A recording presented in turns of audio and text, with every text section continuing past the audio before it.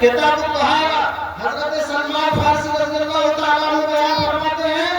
کہ کفار نے کہا لقد علمکم نبیکم کل شیء حتی الخراء، تمہارے نبی تمہیں ہر چیز کی تعلیم دیتے ہیں، یہاں تک کہ پیشاب پاخانہ کرنے کا طریقہ بھی بتاتے ہیں۔ حضرت سلمان فارسی رضی اللہ تعالیٰ عنہ نے جواب دیا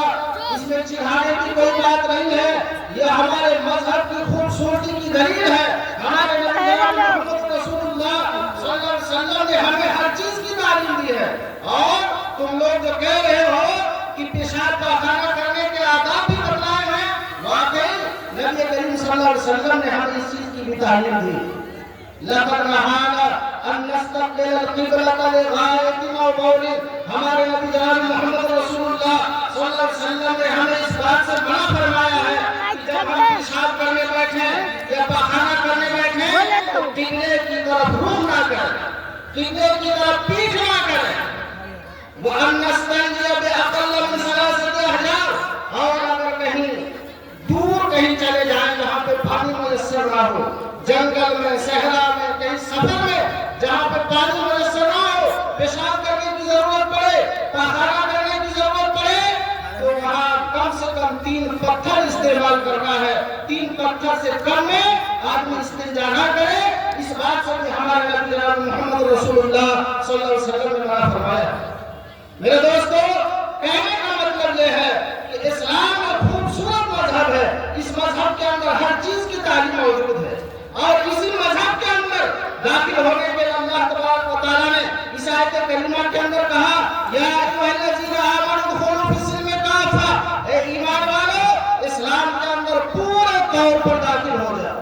ایسا نہیں کہ جو بات تمہارے من کے مطابق ہے، جو تمہاری پسند کے مطابق ہے اس کو تو لے لو، اور جو تمہاری مرضی کے خلاف ہے، تمہاری پسند کے خلاف ہے، اس کو چھوڑ دو۔ نہیں، یہ یہودیوں کا طریقہ رہا ہے۔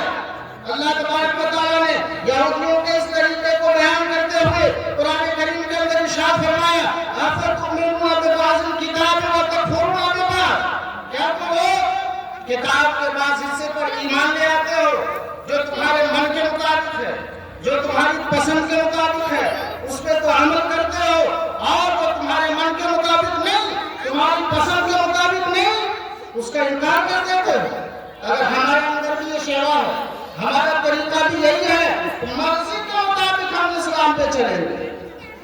جو ہماری مرضی کے مطابق ہوگا اس پہ عمل کر لیں گے، اور جو ہماری مرضی کے خلاف ہوگا اس کو چھوڑ دیں گے۔ میرے بھائیو، تو آپ جان لیجئے کہ ہم کامل مسلمان نہیں ہو سکتے۔ اللہ تبارک و تعالیٰ نے اس لیے کہا اے ایمان والو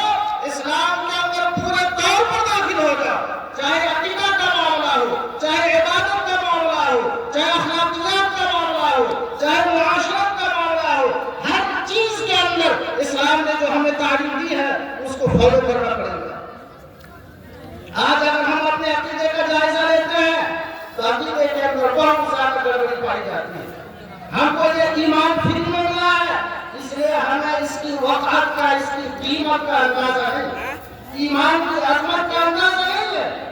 ایمان اتنی قیمتی چیز ہے، قیامت کے دن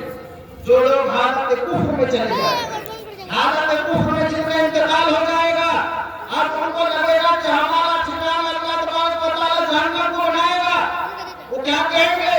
یا اللہ روئے زمین کو پھیر کے ہم سونا دیں گے۔ تھوڑا سا ایمان دے دیا جائے، روئے زمین کو پھیر کے ہم سونا دینے کے لیے تیار ہیں، ہمیں تھوڑا سا ایمان دے دیا جائے اور ہمیں جہنم کے عذاب سے نجات دے دی جائے۔ لیکن اللہ تبارک و تعالیٰ اس وقت اس بات کو قبول نہیں کرے گا۔ ان الذین کفروا وماتوا وهم کفار فلن يقبل من احدهم ملء الارض ذهبا، کہ جو لوگ مر گئے حالت کفر میں، قیامت کے دن ان سے روئے زمین کو بھر کے اگر وہ سونا دینا چاہیں اللہ تبارک و تعالیٰ قبول نہیں کرے گا۔ ایک حدیث قدسی کے اندر بخاری کتاب الرقاق کی روایت ہے، اللہ کے نبی جناب محمد رسول اللہ صلی اللہ علیہ وسلم نے ارشاد فرمایا یقول اللہ تعالی لأہوان اہل النار عذابا یوم القیامہ، اللہ تبارک و تعالیٰ قیامت کے دن سب سے